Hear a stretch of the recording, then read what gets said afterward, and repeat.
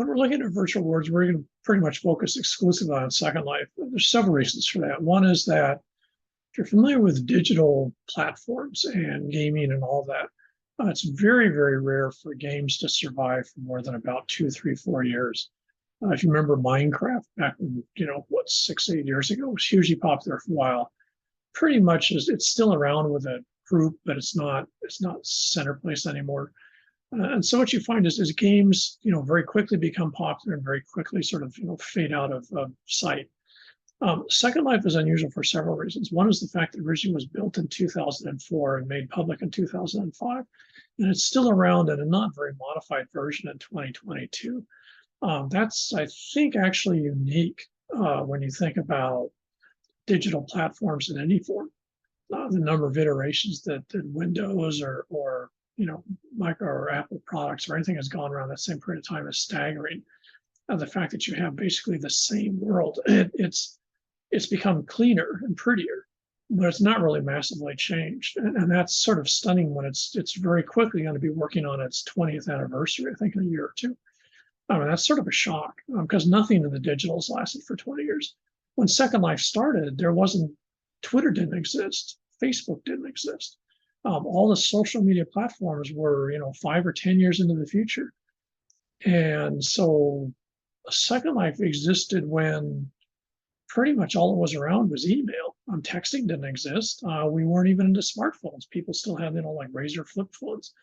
So Second Life started in an entirely different period of time, both in the digital sort of modern history, but also when you think of our what we consider normal personal experience and technology in the 2022, Second Life really predates that almost in a fossil form.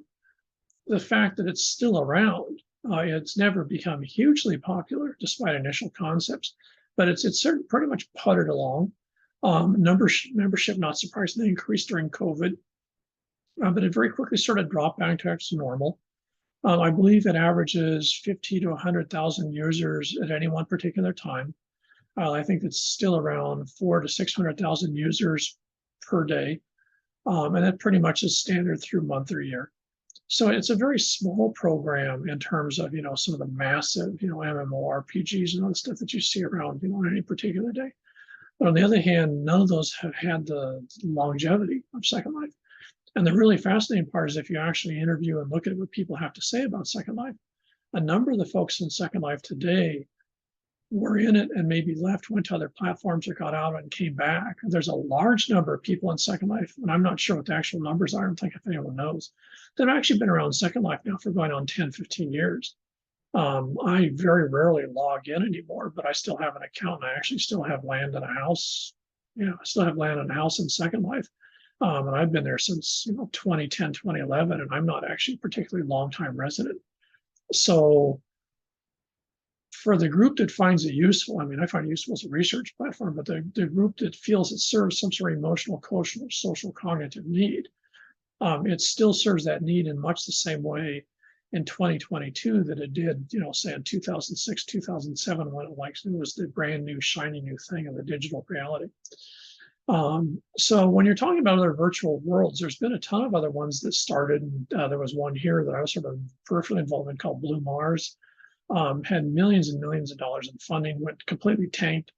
Tons of them have fallen apart. Facebook's new one, whose name escapes me right now, which is entirely embedded in their virtual reality platform, is costing them billions, and they still haven't been able to make it work, and they still have almost no one in it. So there's been a ton of other folks that have seen this as the way in which people are going to interact in the future or near future, and they've never been able to work. And one of the reasons I think very specifically is in Second Life, the users, residents, actually control their world. There's almost no rules in Second Life. The company doesn't build anything in Second Life. So, 99% of what you see around you is other people in Second Life. There's no non-player characters in Second Life. So if you see anyone in Second Life, it's another person that's actually logged in. You have to be theoretically over 18 years old to be in Second Life. So it's a very sort of maybe exclusive community in that regard. About 35 to 45% of the population in Second Life, at least the last demographics I saw, are from the US. Canada has a large number. Europe does, but it's very variable. Denmark, Germany, and a few other countries have a lot of folks in Second Life. I believe Denmark's almost 10%. Other countries, almost not. Italians, for example, I don't know if there's too many Italians at all in Second Life. In South America, a huge number from Brazil. I'm not too sure, but I don't think too many other South American countries are big in Second Life. In Asia, it's very variable. In China, you can't get into Second Life. It's on the wrong side of the firewall. Having said that, there are a fair number of Chinese that go through and through VPNs. Large Korean population in Second Life, large Japanese population in Second Life.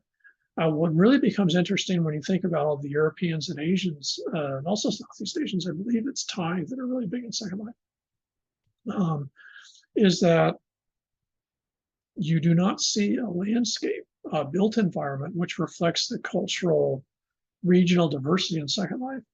It's very typical to see folks who are actually Japanese, Korean, Brazilian, whatever, that are living in a classic, 1980s American bungalow residence. You don't see, I don't know that I've ever seen, obviously, Brazilian residences in Second Life.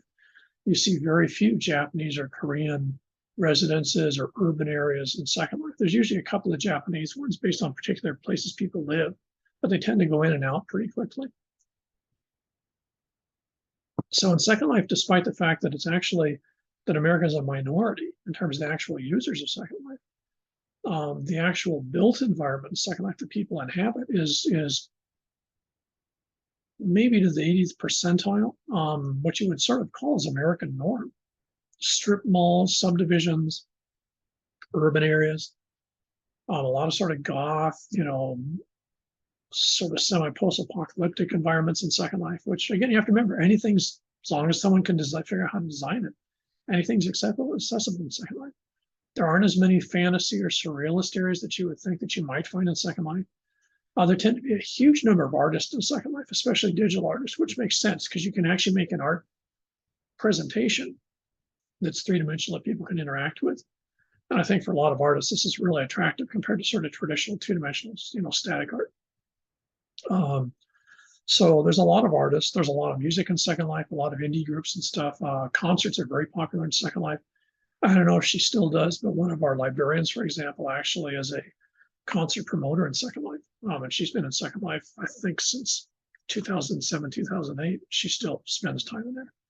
So Second Life is a fascinating environment when you're looking at it because it's largely determined by social interaction. Some folks like myself use it because of the visual aspects, but most folks in Second Life argue that they're there because of the interaction with other people, especially other people who are in many cases different themselves.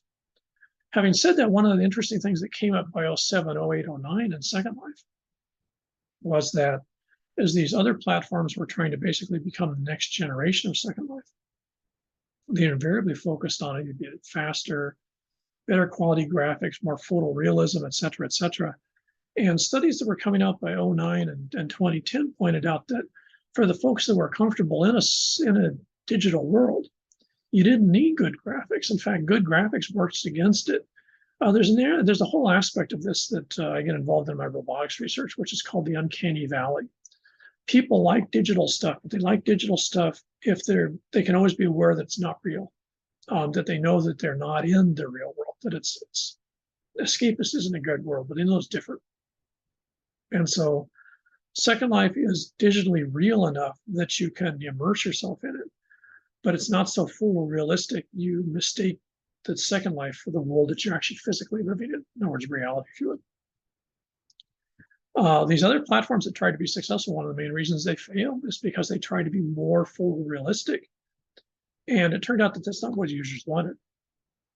What users wanted was a sense of control, and a world that was, for lack of a better term, as we see here, immersive. One of the fascinating things about Second Life, I should point out it's free. So if you register to enter into Second Life, it doesn't cost you anything, and you're anonymous. I would recommend that you try it. Just from a fascinating standpoint, it's very hard to figure out how to get around in Second Life. It's still basically a rather clunky 2005 program. But what's really fascinating about it is if you start walking down roads or interacting with stuff after about a half an hour, you tend to forget that it's digital, and you tend to forget the relatively low quality of the visuals, and you start to get immersed in the actual interaction you have with that world. And this is something that many games have tried really hard to do, and they've generally done a very poor job of it. One of the areas of fascination for me as a social behavioral scientist is that folks that do game design have not really paid enough attention to what it is the users actually want, and they get totally fixated on sort of being the new best and brightest, which isn't necessarily what people are after. And Second Life is probably the sort of quintessential example of that for sort of a robust, long-lasting, persistent visual graphics world that's not really that impressive. But after you start to walk through a couple of houses, you find yourself grabbing doorknobs, turning lights on, and you forget that it's entirely synthetic. As Castronova noted, what, almost 20 years ago. So when you're looking at digital worlds, Second Life is just, like I say, it's the most persistent one, so it's the one to look at. The thing that's key about them is that they're not necessarily a mimic of the real world we live in. They're somewhat of an alternative to it. And you'll see that a lot when you go into the videos I'm going to have you watch about the reasons and logics behind things like Second Life.